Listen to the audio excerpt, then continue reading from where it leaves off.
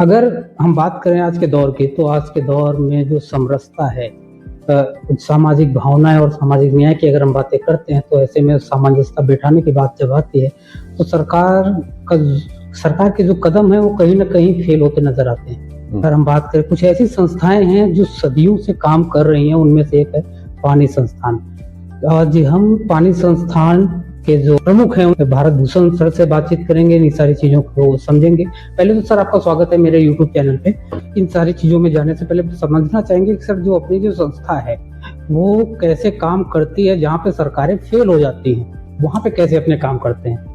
हम लोगों का तरीका ये है कि हम कार्य क्षेत्र का चयन मुद्दा आधारित, जो हमारे मुद्दे हैं विकास के, समाज के विकास के, उसके आधार पे उस क्षेत्र का चुनाव करते हैं।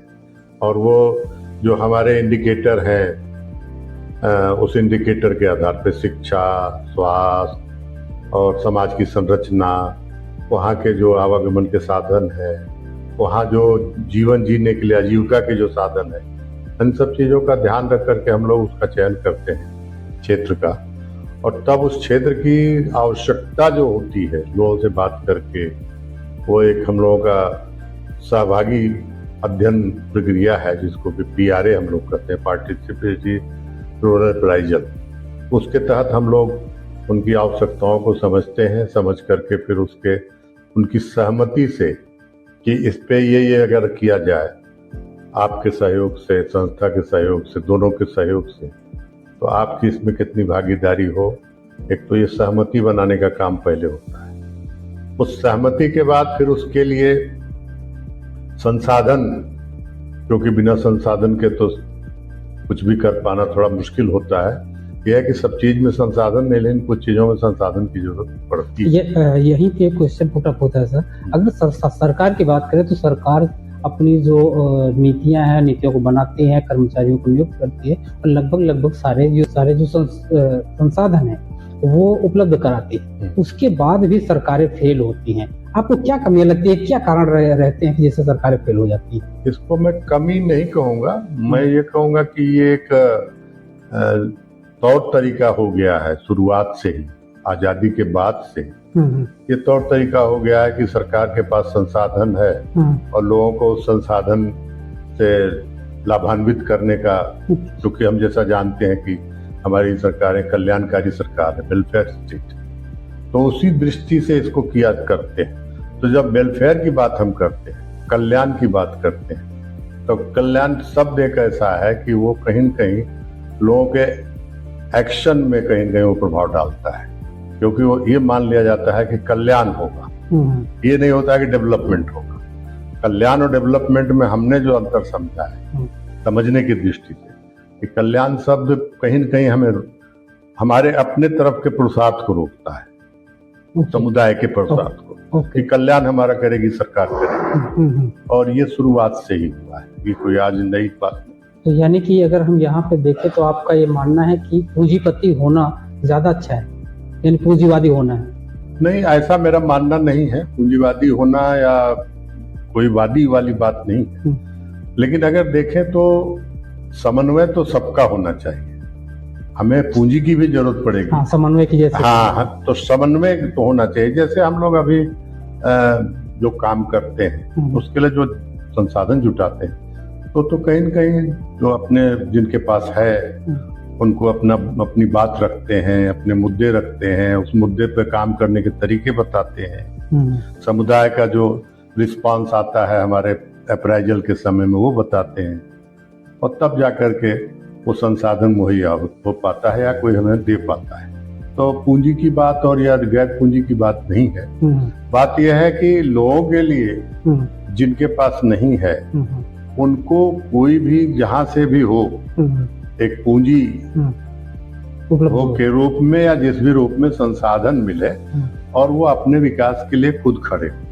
अगर आप पानी का पूरा फुल फॉर्म देखें तो people's action for national integration, इसकी कल्पना ही ये की गई थी कि लोगों को ऐसा तैयार करो कि वो अपने पैर पे खड़े होकर के राष्ट्र की एकता में अपना योगदान दे सके।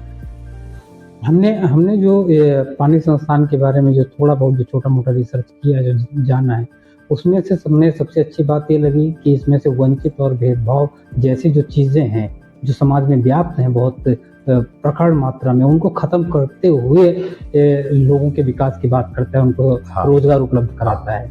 पहली प्राथमिकता हम लोगों की यही है कि जो समाज में भेदभाव है उसकी पहचान। भेदभाव खुली आंखों से नहीं दिखता है, बहुत से तो दिखते हैं, बहुत से नहीं दिखते हैं। तो उसको हम लोग एक देखते हैं कि जिस समुदाय के साथ जिसकी नीड असेसमेंट किया, जिसके साथ हम आगे काम करना चाहते हैं, शिक्षा का मुद्दा, स्वास्थ्य का मुद्दा कोई भी हो, तो वहाँ स्थिति क्या है, भेदभाव भी क्या है, तो उसका अध्ययन हम लोग करते रहते हैं। वो हम लोग का अपना एक तरीका है, लोगों के साथ बातचीत करके, लोगों के साथ व्यवहार देख करके। अच्छा, कौन से प्रमुख जो पॉइंट्स आते हैं जहाँ से आकलन लगाया जाता है कि नहीं इसके जरिए जान सकते हैं कि भेदभाव हो रहा है कि नहीं हो रहा है? अब आप इस पे बात करें तो हम थोड़ा बहुत पीछे की तरफ जाएंगे। आज तो वो बात नहीं है, पीछे की तरफ जाएंगे। जब मैं गांव में जाता था, लोगों को कहता था कि मैं एक सामाजिक कार्यकर्ता हूं और इस तरह से आप लोगों के साथ काम करना चाहता हूं, आपके जो पीड़ा है, आपका जो विकास का जो मुद्दा है उसमें योगदान करना चाहता हूं। तो ज्यादातर ये लोग जो जिनके लिए जरूरी है वो लोग जुड़ते तो थे, लेकिन उनको ये लगता था कि पता नहीं ये लोग कैसे हैं, इनका क्या तरीका है। तो विश्वास जमाने की बात है, तो विश्वास जमाने में थोड़ा वक्त तो लगता है। तो उनसे उसी समय जान लेते थे। तो वो कहते थे कि भैया हम इस जाति के हैं, इसलिए हमारे हाथ का पानी तो आप पिएंगे नहीं। हम कहते थे बिल्कुल पिएंगे, आप पानी ले आइए। हम पीते थे और अपने साथी कार्यकर्ताओं को आज भी हम कहते हैं। शायद मुझे यही एक कमी आज के भी समाज में लग रही है कि जिस वजह से जो स्वीकारों जिसको कहते हैं, स्वीकार नहीं कर पाने वाली वो चीजें आज भी कहीं ना कहीं खटकती हैं समाज में भेदभाव को लेकर। नहीं, वो तो है। ऐसा हम नहीं कर सकते कि भेदभाव खत्म हो गया, और कुछ परिस्थितियां में भेदभाव को बना के रखी गई, चल ही रही। अभी का जो अभी अगर यूजीसी कानून की अगर हम बात आप देखिए, ये तो बिल्कुल साफ दिखता है कि भेदभाव मतलब हम नहीं कह रहे हैं, लोग कह रहे हैं। अच्छा, आपको अगर आपने भी पढ़ा होगा इस कानून के संबंध में, कुछ ना कुछ तो आपने रिसर्च की होगी, तो इसमें से आपको क्या लगता है, क्या यूजीसी कानून वाकई में जिस तरह से उसका विरोध हो रहा था वो वाजिब था, या फिर विरोध नहीं होना चाहिए था, या सुधार की जरूरत थी? नहीं, देखिए, ये देश है और समाज एक समुद्र के समान है। हर तरह के लोग, हर विचार के लोग। 150 या 140 करोड़ का जो अपना देश है, 140 करोड़ दिमाग है लोग।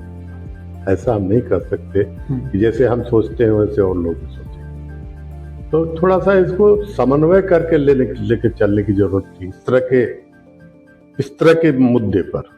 तो वो अब क्योंकि अपना विषय नहीं है, इसलिए हम तो नहीं कह सकते कि ये समन्वय वो समन्वय, क्योंकि जिसको करना है उसको अगर करते तो शायद इतना विरोध या इतना समर्थन या ये सब का इशू नहीं आता। क्या आज भी डिफिकल्टीज आती हैं फील्ड में इन सारी जागरूकता को पहुंचाने में? नहीं, मेरे अपने अनुभव में ये है कि हम लोग बिल्कुल ट्रांसपेरेंसी से अपनी बात रखते हैं और साफ रखते हैं, और कथनी और करनी में अंतर नहीं रखते। हमने आपसे कहा कि हम आपसे मिलेंगे तो मिलेंगे, परिस्थिति जो भी हो। आपके बारे में मुझे पता चला तो मुझे लगा कि मैं तो भूल गया, मुझे जाना चाहिए। मैंने तुरंत आपको खाना खाने के बाद तुरंत फोन किया। तो ये अब मैं ही नहीं करता हूँ, मैं खुद तो करता ही हूँ। जितने भी हमारे साथी हैं क्षेत्र से फील्ड से लेके यहाँ तक, तो ट्रांसपेरेंसी, क्या हम आपके साथ करेंगे क्या नहीं,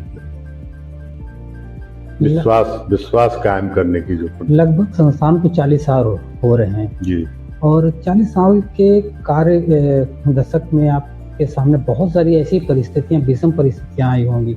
ऐसा कोई वाक्य जो विशेष आया हो जिसमें से आपको बहुत ज्यादा कठिनाई, असहज महसूस किए हो कि ये जो हम काम कर पा रहे हैं इसमें ये सारी चीजें रोड़ा बन रही हो? ऐसा कुछ नहीं आया। शुरुआती दौर में 1995 से हमने इसको शुरुआत की। संस्था को स्वरूप देने में थोड़ा समय लगा, लेकिन शुरुआत 4-5 साल तो हमने बिना किसी वैधानिक मतलब कोई रजिस्ट्रेशन नहीं, कुछ नहीं, ऐसे काम करते रहे।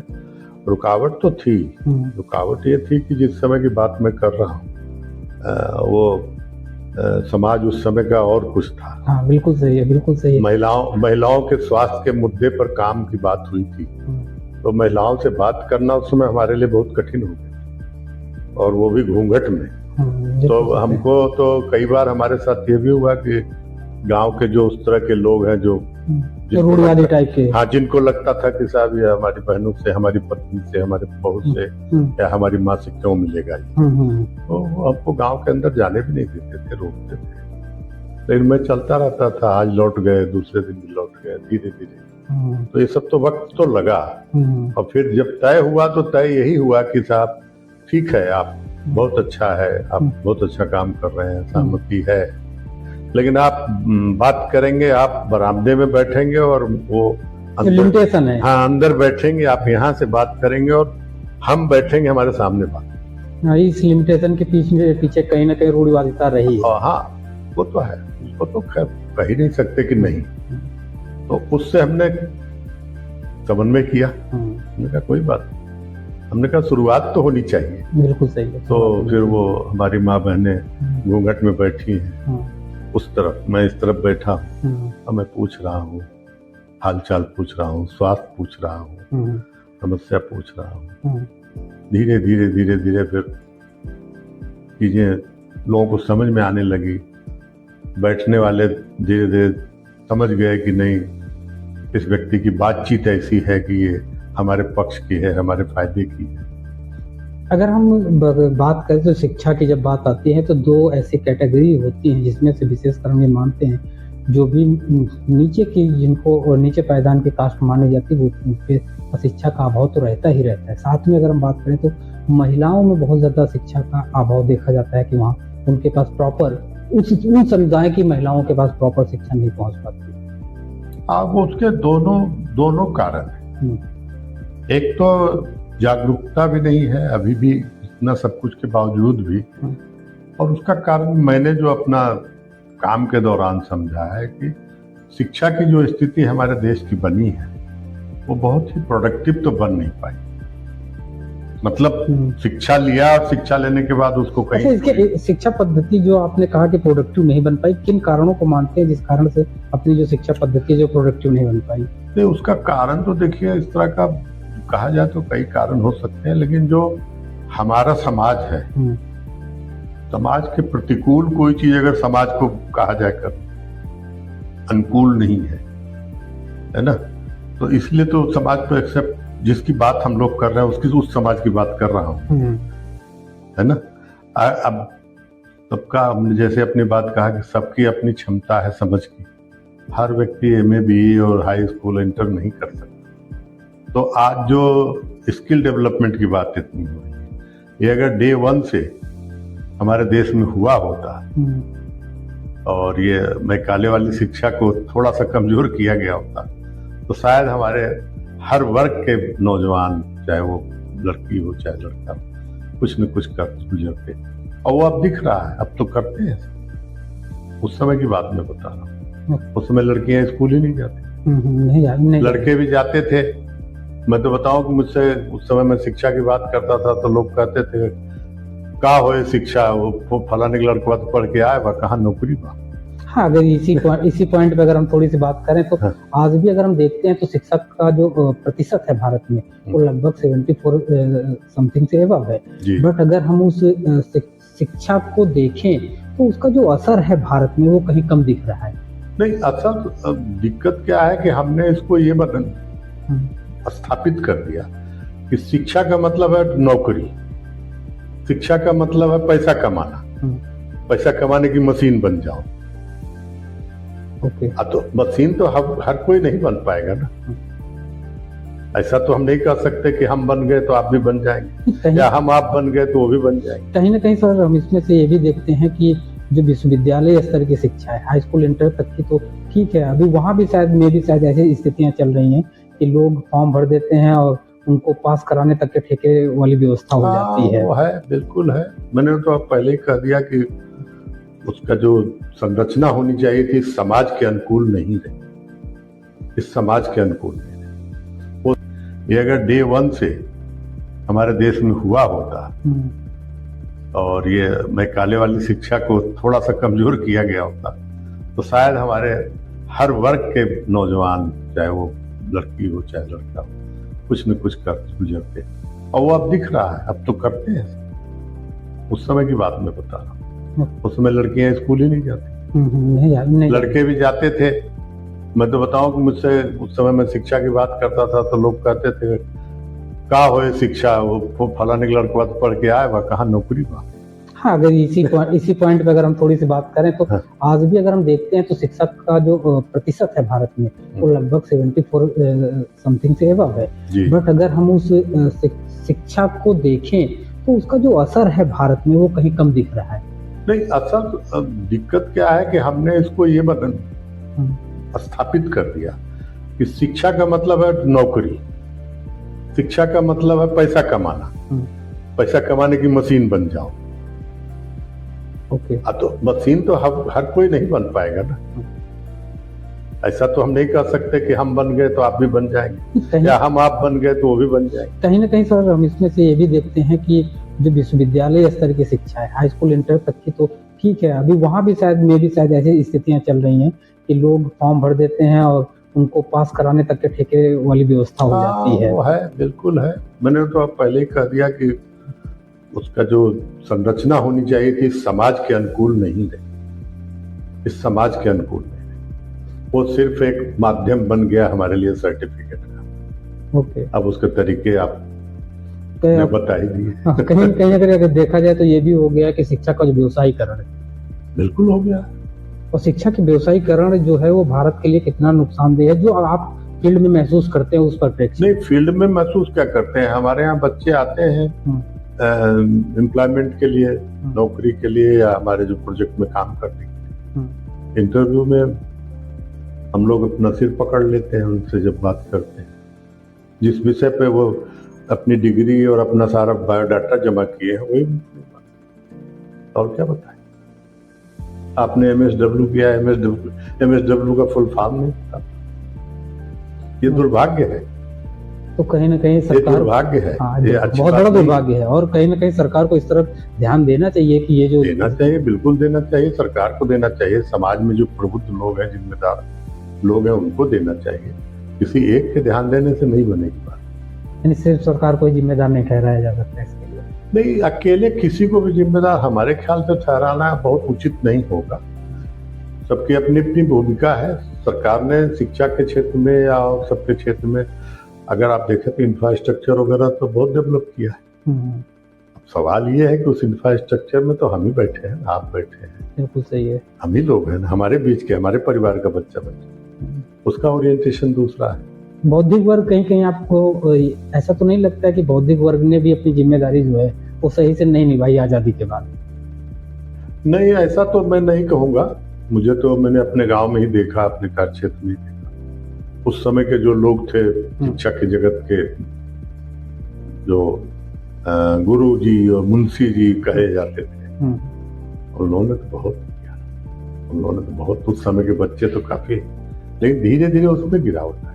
वो चले गए, दूसरे लोग आए, वो उस स्तर से तैयार नहीं हुए, वो कमिटमेंट नहीं दे पाए। आपकी संस्था में लगभग अगर हम आज की डेट में भी देखें तो लाखों लोग जुड़े हुए हैं जो ग्रामीणांचल के हैं। जी जी जी। और जो ऐसे पिछड़ी जाति या पिछड़े आदिवासी टाइप के भी लोग हैं, जनजाति के लोग भी आपसे जुड़े हुए हैं। तो क्या आपको लगता है कि अभी भी आरक्षण की जो बातें उठती हैं आरक्षण के विरोध में, वो कितना जायज है कि नहीं आरक्षण होना चाहिए या होना चाहिए, कि अभी और जरूरत है इसको कंटिन्यू करने की?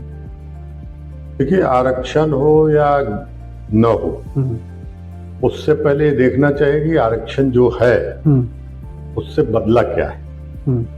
आज से तो आरक्षण है नहीं, आरक्षण गलत नहीं है, होना चाहिए, लेकिन आरक्षण तो आज से है नहीं। 10% आरक्षण तो हमको लगता है शुरू से ही है। आप नहीं, आरक्षण तो काफी पहले से चला। हाँ, तो वही मैं कह रहा हूँ कि उस आरक्षण की क्या स्थिति है,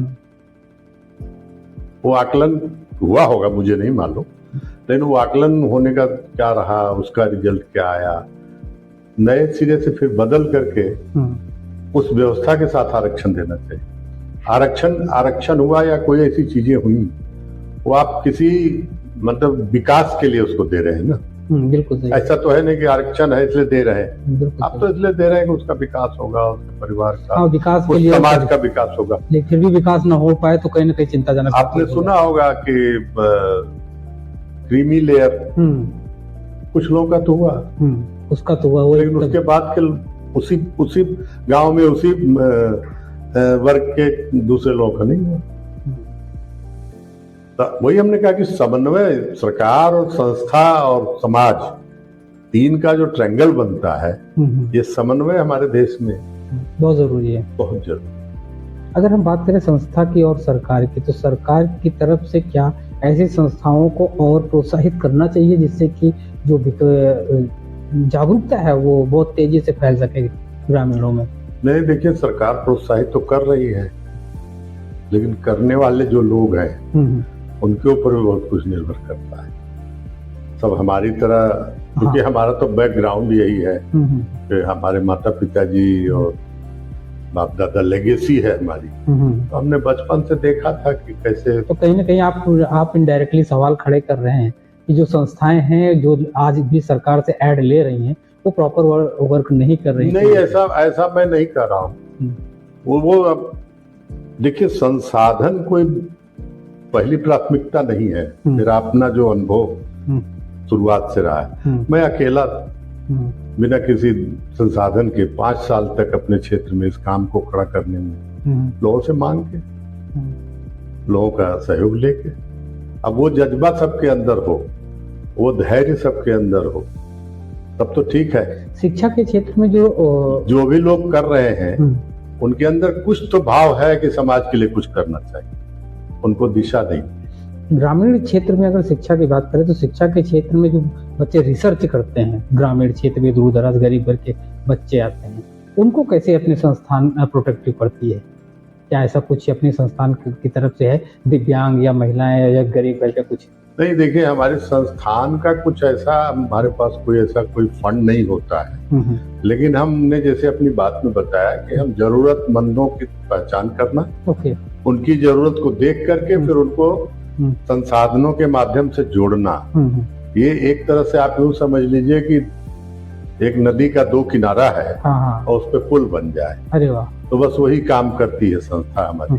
संसाधन जिसके पास है उससे कहते हैं, जिसके लिए जरूरत है उसको समझाते हैं और यहाँ से वहाँ जोड़ देते हैं, उसका हिसाब किताब रखते हैं, इनके लिए और उनके लिए। वो पूछना चाहे, जिनको मिल रहा है वो उनको बता देते हैं, ये तो खैर रिपोर्ट ही लेते हैं, जो संसाधन दे रहा हो तो रिपोर्टिंग सिस्टम है, तो हम लोग देते हैं। बिल्कुल। तो ब्रिज का काम करना, एक ब्रिज का काम करना, चाहे वो सरकार का संसाधन हो, चाहे वो कारपोरेट का संसाधन हो, चाहे वो किसी का इंडिविजुअल हो, उसको इस तरह से जोड़ते हैं कि भाई आपके पास है, ऐसे लोग हैं, आप इसमें करिए, इनका ये बदलेगा, उस बदलने में उनका साथ देते हैं जिनकी वो समस्या है। वर्तमान में भी क्या चुनौतियां आ रही हैं ऐसे सामाजिक कार्य को लेकर? अब अगर आप देखें तो चुनौती तो एक ऐसा शब्द है कि उसको अपना देखने का तरीका है। चुनौती ऐसी कुछ नहीं है वर्तमान में, क्योंकि समाज में भी बहुत परिवर्तन आया है और सरकार में भी परिवर्तन आया है। सरकार भी जो विकास का जो एजेंडा है उसको अभी चाहे भी जैसा हो उसको लेके चलने के लिए तैयार है, तो इसलिए वो चुनौती तो नहीं है, पहले जैसी चुनौतियां नहीं। लेकिन अभी इस पे अगर और काम हो जाए, हमने जैसा बोला समन्वय, सरकार, समाज और संस्था, तीनों का कोऑर्डिनेशन अगर हो जाए तो काम करे हो तो और डेवलपमेंट हो सकता है। अब आपकी संस्था गांव में जाती है और राजनीति जो और समाज जो है दोनों का बड़ा जुड़ाव रहता है हमेशा। तो अगर हम ऐसे में बात करें तो ग्रामीण क्षेत्र में राजनीतिक रूप से कितना साक्षर हैं लोग आज की डेट में अगर देखा जाए तो? साक्षर जैसा तो नहीं, लेकिन लोग जागरूक तो है राजनीति को लेकर। अच्छा, बस कि हाँ हमें इसको जिताना है, इसको हराना है, ये ऐसा है, बुरा गणित पूरा जो है मतलब उसमें काफी जागरूक, ऐसे नहीं। और कहीं कहीं नहीं भी है, जहाँ नहीं है वहाँ उनका रास्ता बदल दिया जाता है, वो बदल देते हैं, लोग बदल देते हैं। हाँ, बस अगर ये रास्ता बदल देने की बात आई तो इसी में से हम एक छोटा सा रिसर्च का भी मेरा प्रश्न है कि अगर मीडिया की बात करें तो मीडिया जो राजनीतिक क्षेत्र में जब आते चुनाव के दौरान तो गांव के लोगों को कैसे इन्फ्लुएंस करती है, किस प्रकार का प्रभाव डाल पाती है वो मीडिया जो है? देखिए, मीडिया का तो महत्व आज या कल की या परसों की बात नहीं है, आज कल परसों मतलब हमेशा उसका सालों हाँ महत्व उसका हमेशा रहा है। अब जैसे अगर देखें तो मीडिया का जो एसेस है वो अभी काफी कम है। जहां हम जिस क्षेत्र की बात कर रहे हैं, ग्रामीण क्षेत्र की बात कर रहे हैं, वो तो आजकल वो थोड़ा सा आ गया है, यूट्यूब वगैरह, सोशल मीडिया उसने थोड़ा लोगों को। तो ये क्या इसका प्रभाव जो है चुनाव के दौरान सोशल मीडिया का वहाँ के लोगों पे नकारात्मक पड़ता है या सकारात्मक पड़ता है, इसके संबंध में क्या आपका व्यू क्या है? सोशल मीडिया का बहुत हमने कभी इसको भी अध्ययन नहीं किया है। अच्छा। लेकिन मेरा अपना जो लगता है कि सोशल मीडिया पे जो सूचनाएं हैं उसको एक बार जांच परख करके ही विश्वास करना चाहिए। कहीं ना कहीं शंका बैठी हुई है कि हाँ, मतलब ऐसा हम सुनते हैं, लोग कहते हैं सोशल मीडिया पे था लेकिन ये फेक था। हाँ, अच्छा। तो इसलिए हम बहुत उसके यूज टू नहीं, हम देखते भी नहीं, तो इसलिए उसके बारे में हम बहुत ज्यादा, लेकिन लोग ही बताते हैं कि ये सूचना थी लेकिन ये गलत थी, फ्रॉड था। तो वो थोड़ा सा सोशल मीडिया के लिए क्वेश्चनेबल हो जाता है। सोशल मीडिया बहुत अच्छी चीज है, अगर वो सही में ठीक तरीके से उस पर लोग अपने चीजों को रखें तो उससे अच्छा माध्यम अभी की तारीख आज की तारीख में मुझे कोई नहीं दिख रहा है। उतना लोग टीवी नहीं देख पाते हैं, रेडियो नहीं सुन पाते हैं, लेकिन वो बहुत है।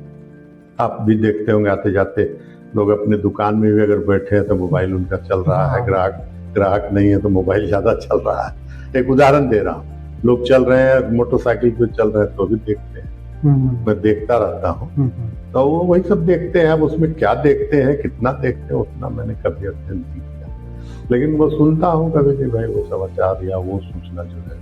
अब जब ऐसे संस्थाओं के रन की बात आती है तो चुनौतियां बहुत सारी होती हैं, इसमें से ग्रांट जो होता है एक बहुत उसकी बड़ी भूमिका होती है। बिना ग्रांट के, बिना अर्थ के कुछ सारी चीजें नहीं चलती हैं। तो ऐसे में सर कैसे मैनेज करते हैं, कैसे चीजें होती हैं, कितनी क्या सहायता होती है? सरकारें साथ में आती हैं या कंपनियां साथ में आती हैं, जो भी है सर?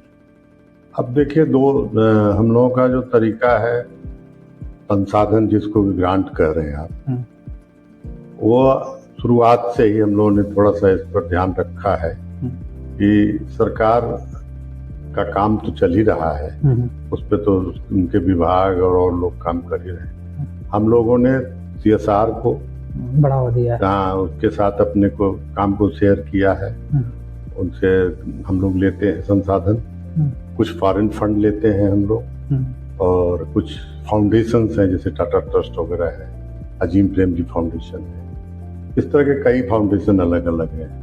उन लोगों के साथ हम लोग मुद्दा आधारित संसाधन लेते हैं और उस पर प्रपोजल बना करके उनको देते हैं, 3 साल का, 4 साल का, जैसे उनके साथ हमारी बातचीत होती है, उनकी सहमति बनती है, और वो जब होता है तो फिर उसके लिए हम लोग उस दिशा में काम करते हैं। हमें एक छोटी सी जानकारी और मिली थी कि आप लोग जो है दिव्यांगों के लिए फेलोशिप के संबंध में भी कुछ कर रहे हैं। हाँ, दिव्यांगों के लिए हम लोग एक तो जो हमारे क्षेत्र में जिस तरह के हैं तो उनका हम लोग पहचान करना, और पहचान करके फिर वही वाली बात कहेंगे, जो सरकारी योजनाएं हैं उनसे उनको जोड़ना। उनका सर्टिफिकेट नहीं बना है तो उसको बनवाने में उनकी मदद करना। और अभी हम लोगों की एक फेलोशिप का प्रोग्राम शुरू हुआ है जो कॉन्स्टिट्यूशनल वैल्यू को लेकर के, कि कॉन्स्टिट्यूशनल वैल्यू के आधार पे एक जिम्मेदार नागरिक की जिम्मेदारियां क्या है समाज के लिए, अपने लिए। तो इस तरह के 110 फेलोज के साथ हम लोगों ने अभी बहुत जल्दी हम लोगों ने शुरुआत की। उसमें भी इस तरह के कई भाई बहन हैं जो डिसेबिलिटी है उनकी, लेकिन उनको भी हम लोगों ने कहा कि नहीं, आप इस पर काम करिए, उनका इंटरेस्ट भी है, वो ये करते हैं इस तरह का जहाँ मौका मिलता है। लोगों से क्या अपील रहेगी कि बदलाव के लोगों से अपील तो यही है कि भाई हम सब लोग सब कुछ के बावजूद एक इंसान है, और इंसान का जीवन मिलना, जैसा हमारे शास्त्रों में भी कहा गया है कि मानव शरीर सबसे महत्वपूर्ण है 84 लाख योनि में, जो जानता हूं मैं। तो इतना महत्वपूर्ण हमको तो ये शरीर मिला है और ये तन मिला है, इसका सदुपयोग होना चाहिए। सदुपयोग अपने लिए, अपने परिवार के लिए, अपने पड़ोस के लिए, अपने गांव के लिए, अपने समाज के लिए, अपने देश के लिए। नहीं, ये जो आपने अभी क्रम कहा है कि अपने लिए, अपने परिवार के लिए, अपने गांव के लिए, देश के लिए, अगर यही क्रम अगर इसको बदल दिया जाए तो कितना अच्छा परिवर्तन होगा मेरे हिसाब से। पहले मानव जाति के लिए, फिर संसार के लिए, फिर देश के लिए, फिर अगर इस क्रम को बदला जाए तो अंतिम पायदान में रखा जाए कि काम अपने लिए किया जाए। हाँ, बिल्कुल। धन्यवाद आपका हमसे जुड़ने के लिए। आपका भी बहुत बहुत धन्यवाद।